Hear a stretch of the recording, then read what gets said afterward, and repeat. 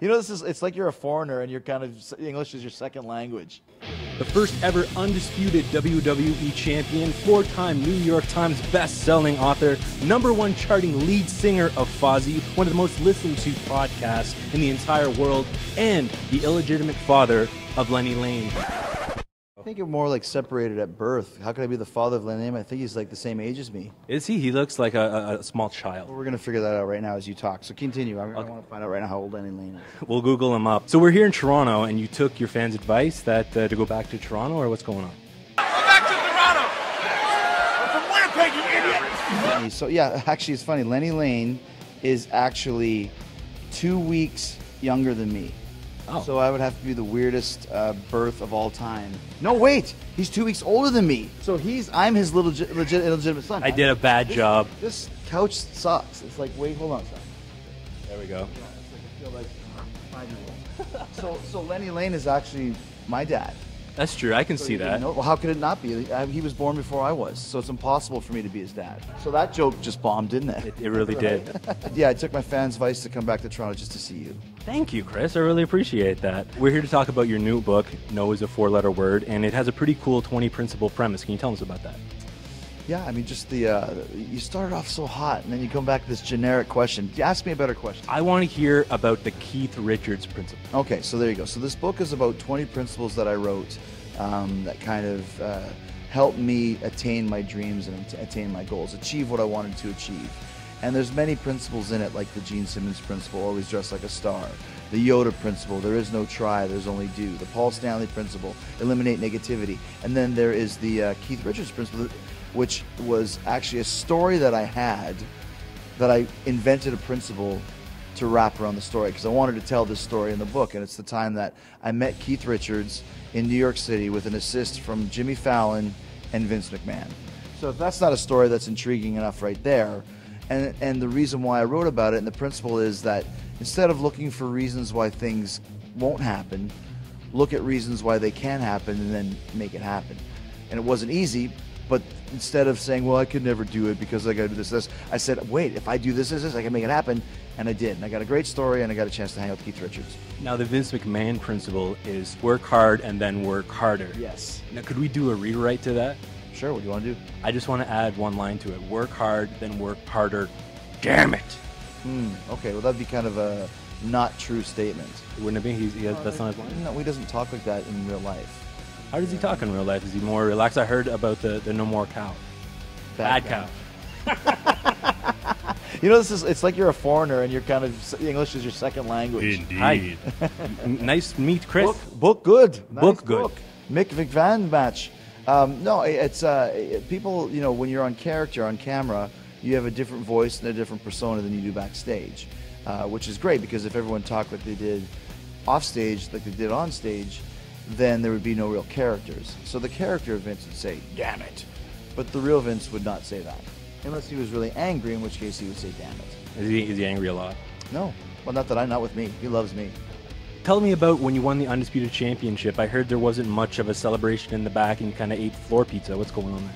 Well, there wasn't much of a celebration before it either, because I found out when I was in catering earlier in the day, big pay-per-view. People think that, you know these things months in advance, but the way that I was informed I was winning the Undisputed Championship was by Vince talking to The Undertaker with an earshot of me and him going, you know how you know the business is going down the tubes, Taker? How? Because we're putting the title on Jericho.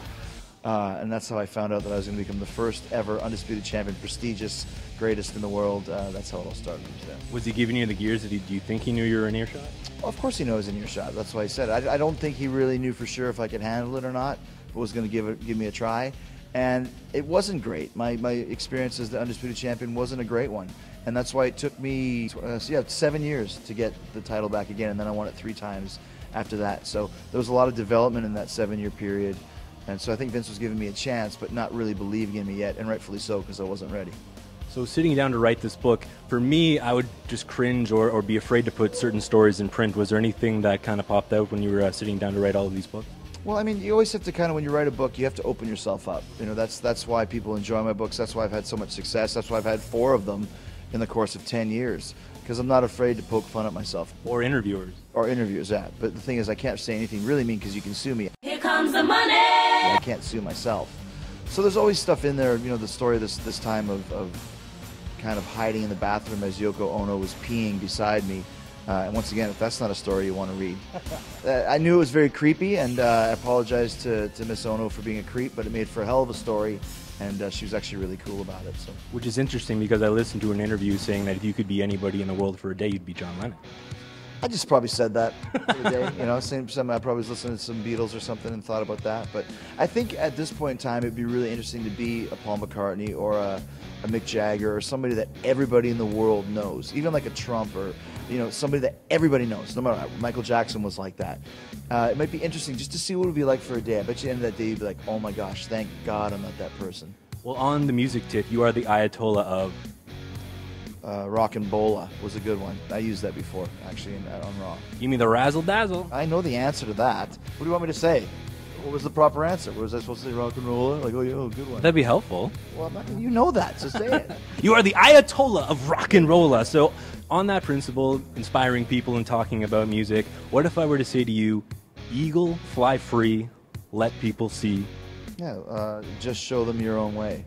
Leave time behind, follow the signs, together we fly someday. I'm really looking forward to the Halloween Pumpkins United reunion. And there's probably 99% of people that don't know what we're talking about, and I don't care, because I love Halloween, so there you go. Because of you, I started listening to them, and you have a connection. You've got a tattoo of their pumpkin. I do. I was going to pull it up right there. I think you can actually see it. Yeah, there it is. That's pretty sick. And you and one of the gentlemen from Avenged Sevenfold have the same tattoo? Wow, he's hardly a gentleman, but yeah. My friend M. Shadows has the same tattoo. We went and got bro tattoos. That's cool. Bro twos, yeah. Halloween, we're the only two people in the world that probably ever got Halloween tattoos together, I would say. And the other connection is that's where you got your name. They had the album Walls of Jericho, correct? That's true, yeah. They wanted to call me, my original idea was Jack Action. That was going to be my name. It was going to be Jack Action. And how things would have changed if I was. And then I signed my autograph on a book or something, and Lance Storm happened to see it. He goes, what, are you going to call yourself Jack Action? That's a stupid name. And I was like, no, I wouldn't call myself Jack Action. Obviously and they're like, well, what's your name? I'm like, Chris. And I saw Halloween's cassette, Walls of Jericho. There's also a Teen Titans member that was really lame called Jericho. He was mute. I think he could, like, disappear or something. So that was it, Jericho. I like that idea. That's pretty cool. So on that same tip, you also said that Megadeth's Rust in Peace is one of the best metal albums of all time, correct? One of them, yeah. I wouldn't say it's like my top 10, but it's definitely fairly flawless. Absolutely. Definitely their best album. So I have a present for you. Oh, wow. What do you got? It's Dave Mustaine here. Dave, where are you? Not quite. As a Megadeth fan, I've got you a Nick Menza trading card. The late, great Nick Menza. Let's see. So Nick loved motocross and scuba diving. He loves jazz drumming, and he can't decide whether he's more against killing dolphins or New Kids on the Block. So which way would you go?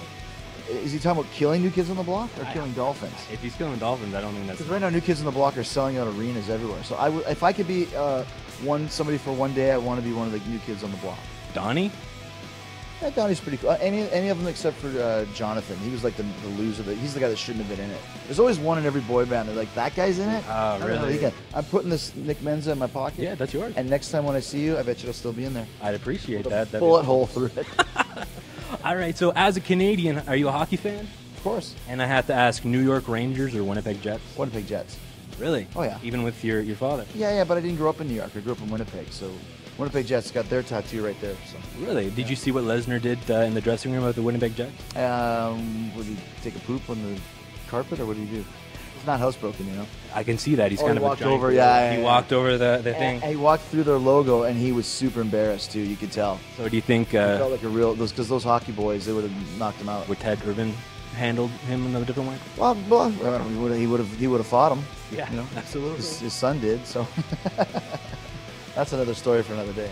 I have a dad joke for you. Please. Why does Donald Trump fear Chris Jericho? Why? Because he breaks the walls down. Nice. I got one for you. Knock, knock. Who's there? Little old lady. Little old lady who? I didn't know you could yodel. And we'll see you next week right here on the name of the show. What's the name all the of the good show? Stuff. We don't really have a show name. Oh. Maybe could you name it for us? Give us a hint. Show. Well, we have more of a YouTube, and we interview all the people, and we put it up. Wants to find it. Do you have a YouTube channel? Yeah, Rogers TV. Okay, Rogers TV. Okay, Correct. there you go. Gotcha. So name the top 3 biggest guests you've ever had in the history of this nameless show. Prime Minister Justin Trudeau. Wow. We had Ron McLean. Nice. Don Cherry. Okay. Kenny and Spenny. Yeah, you lost me. I'll be number 4 behind those guys. I think you can certainly beat up Kenny. I don't know about Spenny. I don't know either one of them, so. Put them in the Give walls? me enough drinks and I'll probably take them both on. I like you can it. film that for your damn nameless show.